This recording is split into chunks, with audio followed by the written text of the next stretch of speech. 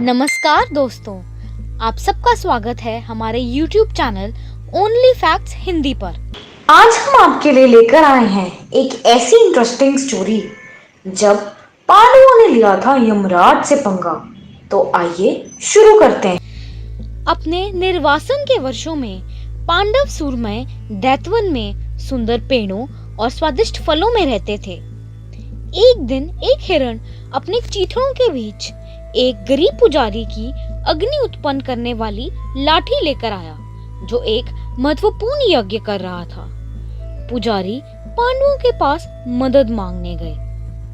पांचों भाइयों ने अपनी भुजाएं उठा ली और हिरण की तलाश में चले गए। शिकार और युद्ध में अपने सभी ज्ञान को समाप्त करने के बाद भी वह हिरण को पकड़ने में असमर्थ थे।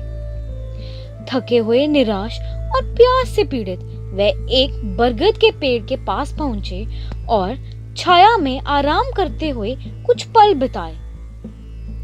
नकुल ने पेड़ पर चढ़कर पानी के स्रोत की तलाश की। एक को खोजते हुए वह जल्द ही पानी भरने के लिए खाली नदियों के साथ उस दिशा में चला गया। वह क्रेन से बसी एक क्रिस्टल झील के पास पहुंचा। उसने अपने पके हुए गले को बुझाने के लिए कुछ पानी पीना चाहा, जब उसे अचानक एक ऐसी आवाज सुनाई थी जिसने उसे झील से पानी पीने के लिए मना कर दिया। लेकिन नकुल को प्यास लगी और वह आवाज की अपेक्षा करते हुए ठंडा पानी पीने के लिए आगे बढ़ा। जिस क्षण पानी उसके होंठों को छू गया, वह मृत हो गया। उत्तराधिकार में युधिष्ठिर के सभी छोटे भाई पिछले व्यक्ति की तलाश में झील पर आए। उन्हें जमीन पर बेसुध पड़ा पाया, सावधान के दिव्य शब्दों को सुना, इसकी अपेक्षा की और खुद भी मृत हो गए। चिंतित युधिष्ठिर ने फैसला किया कि वह यात्रा को स्वयं बनाएंगे और आकाशीय झील पर आएंगे। झील के किनारे युधिष्ठिर ने अपने शक्तिशाली भाइयों को जमीन पर देखा, लकड़ी की लाख की तरह गिर गए। अपने भाइयों की मृत्यु की जांच करने से पहले युधिष्ठिर ने दिव्य आवाज सुनकर झील का पानी पीकर अपनी प्यास बुझाने का फैसला किया। वह एक यक्ष की आवाज थी जिसने युधिष्ठिर से उनके सवालों का जवाब देने के लिए कहा, जिसके बाद वह पानी पी सके। यक्ष: व्यक्ति सशक्त कैसे बनता है? युधिष्ठिर: साहस और धैर्य एक को सशक्त बनाता है। यक्ष: हवा से तेज क्या है? जंगली घास की किस्मों से अधिक क्या बढ़ता है? युधिष्ठिर: मन हवा से तेज है, हमारी चिंताएं जंगली घास की किस्मों से कहीं अधिक हैं। यक्ष: क्या जब त्याग दुनिया में हर किसी को पसंद आता है?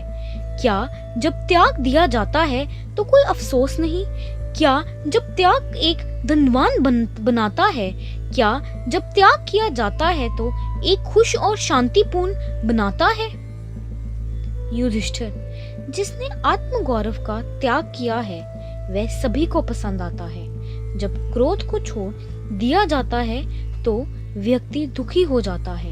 इच्छा जब त्याग किया जाता है तो एक अमीर बनाता है। जब लालच को छोड़ दिया जाता है तो व्यक्ति खुश और शांत हो जाता है।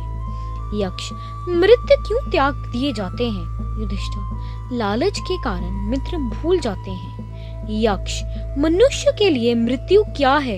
युधिष्ठिर: गरीबी से जूझने वाला इंसान मरा हुआ होता है। यक्ष: विष क्या है? युधिष्ठिर: वासना ही असली जहर है। यक्ष: क्षमा का गठन क्या है? युधिष्ठिर: दुनिया में द्विबीपत्री का निषेध सबसे बड़ी क्षमा है। यक्ष: अजय शत्रु कौन है? एक अनंत रोग का गठन क्या है? युधिष्ठिर: क्रोध अजय शत्रु है। लोभ एक शाश्वत असाध्य रोग का गठन करता है। यक्ष: दुख क्या है? युधिष्ठिर: अज्ञान दुख है। यक्ष: दान का अर्थ क्या है? युधिष्ठिर: दान सभी प्राणियों की सुरक्षा है। यक्ष: ईर्ष्या क्या है?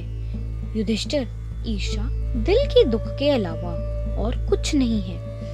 यक्ष: सुखद भाषण के किसी को क्या फायदा होता है? युधिष्ठिर, जो मधुर वचन बोलता है वह सबका प्रिय होता है। यक्ष, कौन वास्तव में खुश है? युधिष्ठिर, जिस पर कर्ज का बोझ नहीं है वह वास्तव में खुश है। अगर वह अपने घर में खाना बनाती है तो भी वह सब्जी और शांति से रहती है, लेकिन एक ही बार में वह सब्जी खाती है। यक्ष, सबसे बड़ा आश्चर्य क्या है? युधिष्ठिर, दिन ब दिन अनगिनत प्राणी मृत्यु के निवास की यात्रा करते हैं, फिर भी जो लोग अमर बने रहने की इच्छा रखते हैं, इससे बड़ा आश्चर्य और क्या हो सकता है? यक्ष, वास्तविक मार्ग कौन सा है? युधिष्ठिर, मेरे तर्क से कुछ निश्चित निष्कर्ष नहीं निकलता है। शास्त्र एक दूसरे से भिन्न है। एक भी ऋषि ऐसा नहीं है जिसके शब्दों को सभी स्वीकार कर सकें। अंधेरे में धर्म के बारे में सच्चाई छिपी है, इसलिए महान लोगों के पास जिस मार्ग पर चलना है वही सच्चा मार्ग है। यक्ष, आपने मेरे सभी सवालों का जवाब दे दिया है। हे शत्रु, अपने भाइयों में से एक को जिसे आप चाहते हैं उसकी शाश्वत नींद से उठ सकते हैं। युधिष्ठिर, मेरे प्यारे भाई को घोर अंधकार और लाल आंखों को जो चौड़ी छाती और लंबी भुजाओं वाले वृक्ष की तरह लंबे खड़े हैं, नकुल को जीवन के साथ उठने दो। हे यक्ष, यक्ष, कहा जाता है कि भीम आपको सबसे प्रिय है और आप अर्जुन से सबसे ज्यादा निर्भर हैं। क्यों रे हे राजा, क्या तुम अपने सौतेले भाई को जीवित करने की इच्छा रखते हो? भीम के प्रकारम का विरोध करने वाला 10,000 हाथियों या अर्जुन की शक्ति रखते हैं, जिनकी धुन वृद्धा की पूजा सभी करते हैं। आप नकुल को पुनर्जीवित करना क्यों चाहते हैं? युधिष्ठिर, यदि पुण्य का त्याग किया जाता है तो जो संस्कार करता है वह संसार में खो जाता है। धर्म उन लोगों की रक्षा करता है जो धर्म की रक्षा करते हैं। यह जानकर मैं पुण्य और धर्म का त्याग नहीं करना चाहता। अहिंसा और समानता मेरे व्यक्तिगत धर्म के आधार स्तंभ हैं। मेरे पिता की 2 पत्नियां थी, कुंती और माद्री। मैं कुंती के लिए एक जीवित पुत्र हूँ, लेकिन माद्री का क्या? बता दें कि दोनों का एक बच्चा भी जिंदा है। यही मेरी कामना है। जैसे कुंती मेरे लिए है वैसे ही माद्री भी है। मुझे उनमें कोई अंतर नजर नहीं आता। वह उनके प्रति समान रूप से काम करना चाहता हूँ, इसलिए नकुल भी को जीने दो।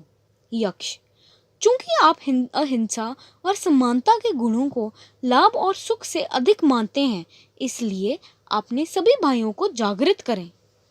जैसे ही यक्ष ने अपने शब्दों का जाप किया, पांडव उठ गए। एक पल में उनकी भूख और प्यास ने उन्हें छोड़ दिया और उनकी इंद्रियां ताजा हो गईं। ऐसा प्रतीत हुआ मानो वे मीठी नींद से जागे हों। अगर आपको हमारी ये दी हुई जानकारी अच्छी लगी तो हमारे चैनल को सब्सक्राइब करें, इस वीडियो को लाइक करें और इस वीडियो को शेयर करें अपने दोस्तों के साथ।